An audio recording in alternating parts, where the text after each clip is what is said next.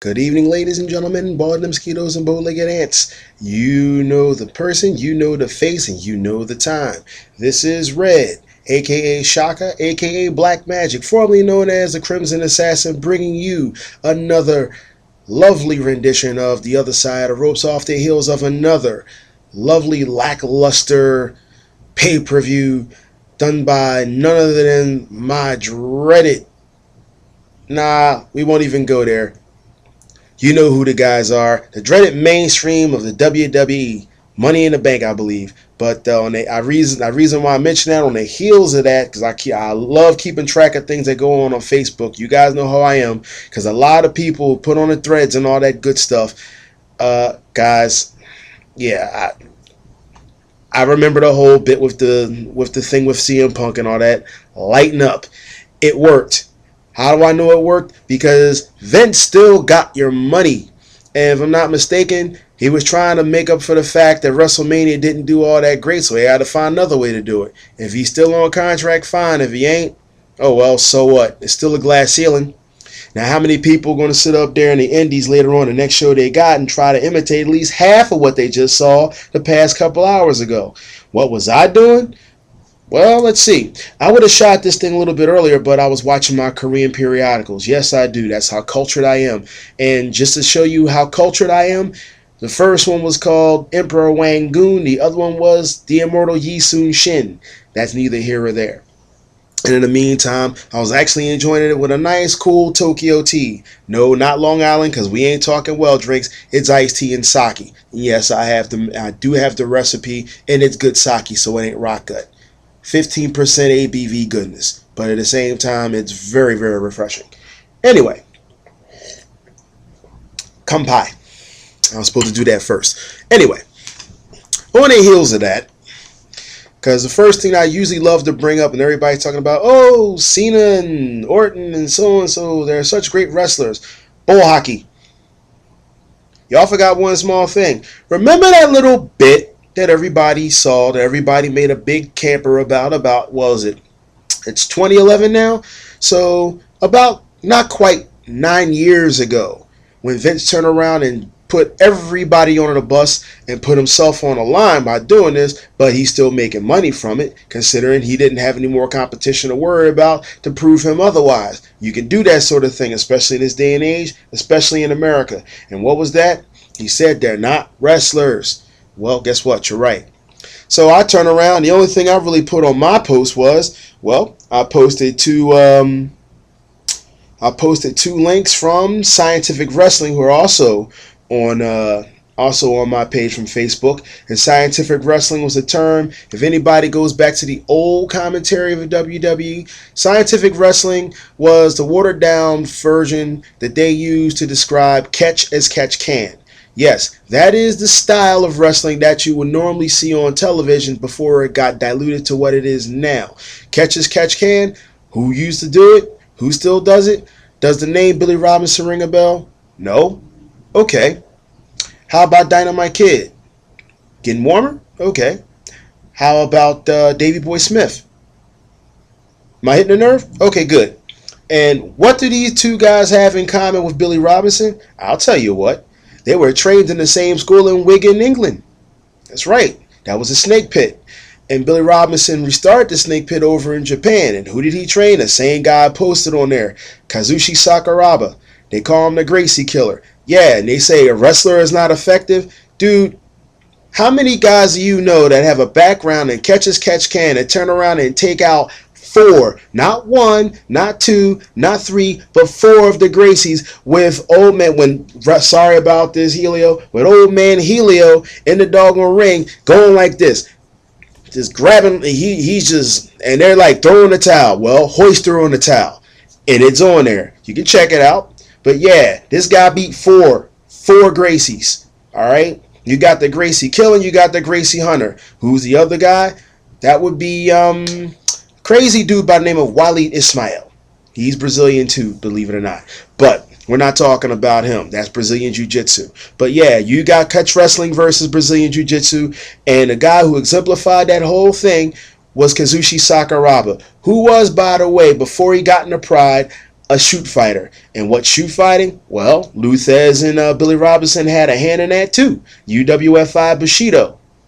They were the ones that kind of started the whole MMA thing. Before it was MMA, it was called shoot fighting back in 93, 94. And that was where, should I do it? Wait for it. The Gracies? No. The Shamrocks. Frank and Ken came from that same school of thought. Matter of fact, some people in the Indies might know his name too. Tommy Cairo. That's right. He was over in Snake Pit too at some particular point in time because he worked for UWFI Bushido. Okay, just to let you know, everybody wants to make this big thing about MMA and wrestling, and yeah, wrestling has roots in MMA, people, and I'm telling you this right now. And just so you know, my involvement, like I said before, this is not a gimmick. I do not have an MMA gimmick. I do not have an MMA character. I do train in MMA.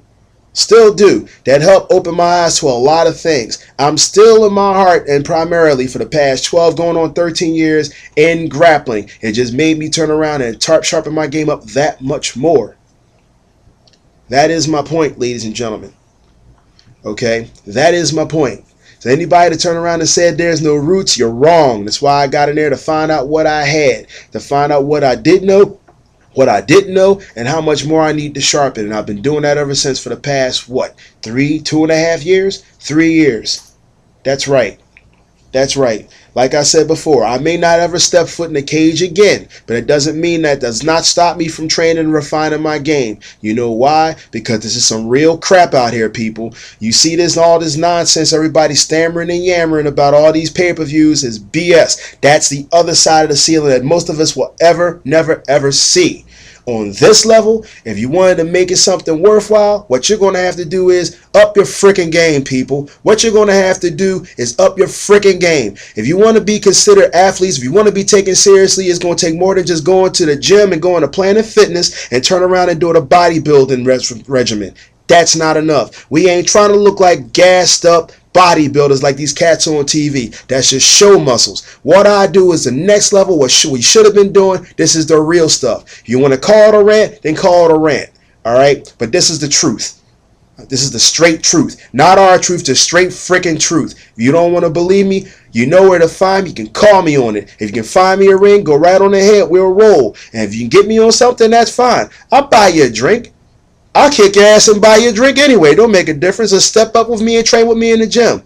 I'm the real deal, people. I'm the real freaking deal. I'm not in this to try to sit up there and try to find out how big my biceps is going to get.